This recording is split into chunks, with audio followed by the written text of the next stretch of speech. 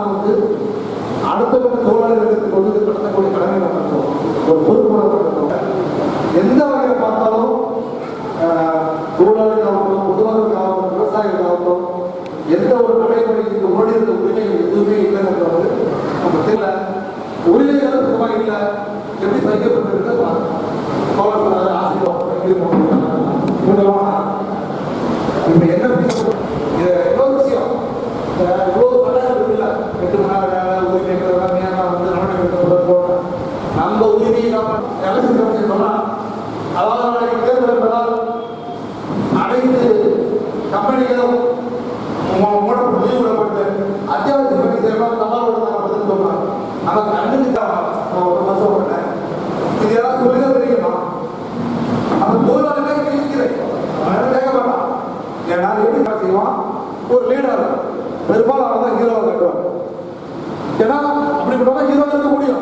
ஹீரோவை ஆகணுமா இன்னைக்கு வில்லனே ஹீரோவை காட்டுறதுதான் வில்லனா இருப்பான். அதுதான் திறமை, அவன் தான் hero. Communist workers party of India அப்படிங்கிற அமைப்பின் சார்பாக இந்த மே தினம் அனுசரிச்சுருக்கோம். இந்த அமைப்பிற்கு central organisation of Indian trade unions அப்படிங்கிற ஒரு தொழிற்சங்க அமைப்பு இருக்குது. இன்றைக்கி இந்திய தொழிலாளர்களினுடைய நிலை, தமிழக தொழிலாளர்களினுடைய நிலை இது மிக மோசமாக இருந்துருக்கு.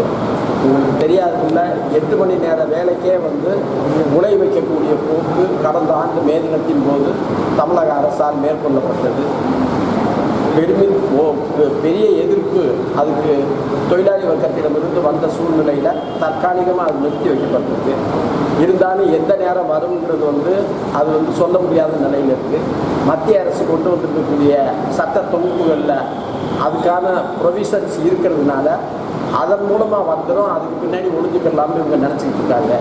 இன்றைக்கி தொழிலாளிகளுக்கு பணி நிரந்தரம் கிடையாது, அவங்களுக்கு வேலை பாதுகாப்பு கிடையாது, 11 மாதம்தான் வேலை, இப்படிப்பட்ட பல்வேறு போக்குகள் இருக்குது. சுருக்கமாக சொன்னாக்க தொழிலாளிகளை வேலைக்கு எடு, கசக்கி பிழி, தூக்கி எறி அப்படிங்கிற அடிப்படையில் தொழில் புரட்சி கால சுரண்டல் பழையபடி வந்திருக்கு.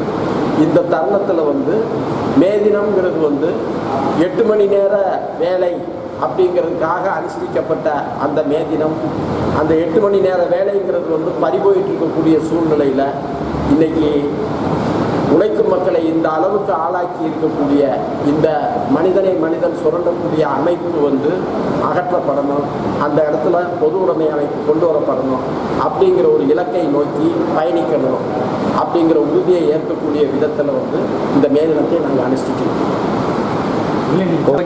அரசு பணிகளில் சுகாதாரத்துறையில் 11 மாதம்தான் வேலை. இப்போ 11 மாதம்தான் வேலை. எடுக்கிறது எல்லாமே டெம்பரரி தான். மருத்துவத்துறையில் எல்லா துறைகள்லையுமே அனைத்து துறைகள்லையும் அதுதான். இப்போ சமீபத்தில் ஏராளமானவங்களை சர்வீஸ் கட்டு கொடுத்துருக்காங்க. சர்வீஸ் கட்டு கொடுத்து பழையபடி புதுசாக வேலைக்கு ஆள் எடுத்தது மாதிரி. அதன் மூலமாக அவங்களுக்கு என்ன லாபம்னு சொல்லிட்டு சொன்னாக்க, அதாவது இன்க்ரிமெண்ட் கொடுக்க வேண்டியதில்லை, அவங்களுக்கு பணி தொடர்ச்சி கிடைக்காது. இதில் இன்னொரு அபாயம் என்னன்னாக்க, நேற்று நமது பாரத பிரதமர் ஒன்று சொல்லியிருக்காரு, அதாவது 5 கோடி வேலை வாய்ப்புகள் உருவாக்கியிருக்கோம்னு சொல்லியிருக்காரு. இது பூரா இப்படிப்பட்ட மோசடித்தனமான அறிவிப்புகள் வருதுன்னு சொன்னாக்க, 11 மாதம் வேலைன்னு சொல்லிட்டு நிறைய பேரை வேலைக்கு எடுத்து 11 மாதம் கழித்து நிறைய பேரை வேலையை விட்டு அனுப்பிடுறாங்க. அனுப்புனதுக்கு பின்னாடி எத்தனை பேரை அனுப்பணுங்கிறது ரெக்கார்டுக்கு வர்றதில்லை. பழையபடி அவங்கள புதுசாக எடுக்கிறது மாதிரி எடுக்கும்போது 10,000 பேரை வேலையை விட்டு அனுப்பிட்டாங்கனாக்கா அதில் ஒரு 8,000 பேர் எடுத்தாங்க, 8,000 பேரை புதுசாக எடுத்தோம் இப்படின்னு சொல்லிட்டு பொய் கணக்கு காட்டி வேலை வாய்ப்புகள் கொடுத்துருக்காங்க. வேலை வாய்ப்புகள் அதிகரிக்கிறதா ஒரு சித்திரத்தை அவங்க முன்னிறுத்துறாங்க. ஒட்டு மொத்தத்தில் பார்த்தா உலகம் முழுவதிலுமே உழைக்கிறதுக்கு தயாராக இருக்கக்கூடிய, கல்வி அறிவு பெற்று திடகாத்திரமான உடல்நிலையோடு இருக்கக்கூடிய, வேலைக்கு தயாராக இருக்கக்கூடியவங்களில் வேலை இல்லாமல் இருக்கக்கூடியவங்க 100 பேர்னு சொன்னால் 74 பேர் இந்தியாக்காரங்களாக இருக்காங்க. அதுதான் இன்றைக்கி இருக்கக்கூடிய நிலை. இந்த நிலையில் தொழிலாளி வர்க்கத்தை திரட்டி இந்த போக்குகளுக்கு எதிராக மக்கள் இயக்கங்கள் கட்டணும். ஜனநாயகம்ங்கிறது வந்து தேர்தல் மாத்திரம் இல்லை, தொழிலாளிகளை ஒருங்கு திரட்டி தெருவில் அரங்கேறக்கூடிய ஜனநாயகத்தை கொண்டு வந்து அதன் மூலமாக இந்த சூழ்நிலையை மாற்றணும் அப்படிங்கிறது வந்து உங்கள் நேம் சார்? உங்கள் பேர்? என் பேர் ஆனந்தன், தென்னிந்திய பொதுச் செயலாளர், communist workers party of India.